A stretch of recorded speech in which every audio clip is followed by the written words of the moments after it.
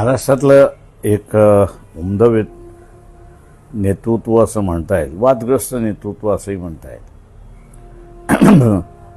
जे मनात होतं ते ओटावरती होतं, त्याचं कोणाला राग लोभ आला तरी चालेल, पण मांडून मोकळं होऊन जायचं.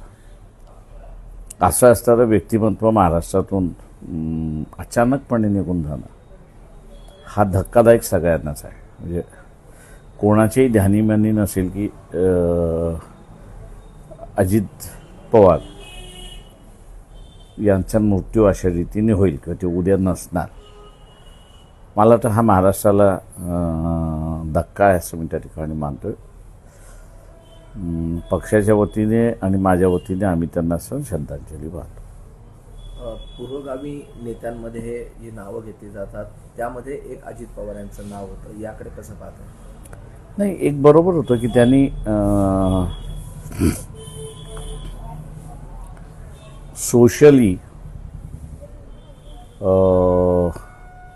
सर्वांना घेऊन जाण्याची असणारी भूमिका त्यांनी ठेवली होती आणि त्या पद्धतीने ते वागत होते. त्याच्यामुळे असणारं सरकारमध्ये जरी होते तरी सरकारच्या काही कार्यक्रमांना मी याच्याशी सहमत नाही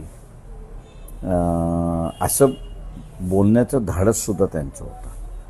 म्हणून मी असे म्हटलं की त्यांचं जे मनात होतं ते ओटात होतं. आपल्याला कोण काय करेल काही न करेल याची त्यांना अजिबात कल्पना नव्हती. त्याची त्यांनी कल्पना केलीच नाही आणि मांडत बसले. ते एक उमदं व्यक्तिमत्व मी एवढंच म्हणेन त्याच्यामध्ये.